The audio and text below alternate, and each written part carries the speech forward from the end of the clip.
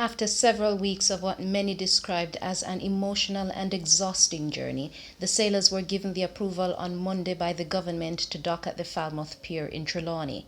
Health personnel as well as members of the Jamaica Constabulary Force were on location to assist the Jamaicans, who are relieved to be home. It was really heartwarming to see because there are a number of Jamaican flags being waved and persons spontaneously burst out into singing the national anthem. We are here as a regional health authority being supported by the Jamaica Defence Force, the Jamaica Constabulary Force, Customs Agency of Jamaica, PICA, the Ministry of Health, and the Trelawney Health Services. The team is inside now, waiting to process the passengers, as they disembark the ship. Once they are processed and given the go-ahead to proceed, then they'll be moved to quarantine, where they will spend the next 14 days or whatever period of quarantine is necessary for them.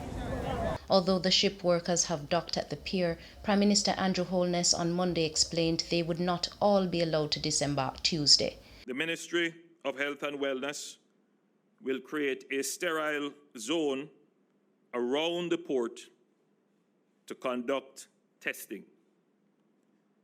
The cruise ship workers will be disembarked in groups of 200 every 48 to 72 hours, and after testing will be taken to the Grand Bahia Principe, where they will be accommodated. They will each, as I said, be tested, and the 48 to 72 hour period is to allow time for results to be available. Mr. Holness says 400 rooms have been secured at the Bahia Principe Hotel to facilitate the phased disembarkation of crew members.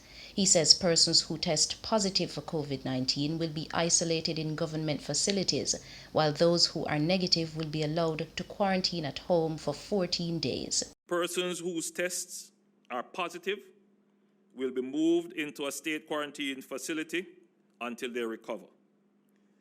All others will be allowed to go home and self-quarantine for a further period to 14 days from the date of disembarkation. Sashalee, Hamilton, Frontline News.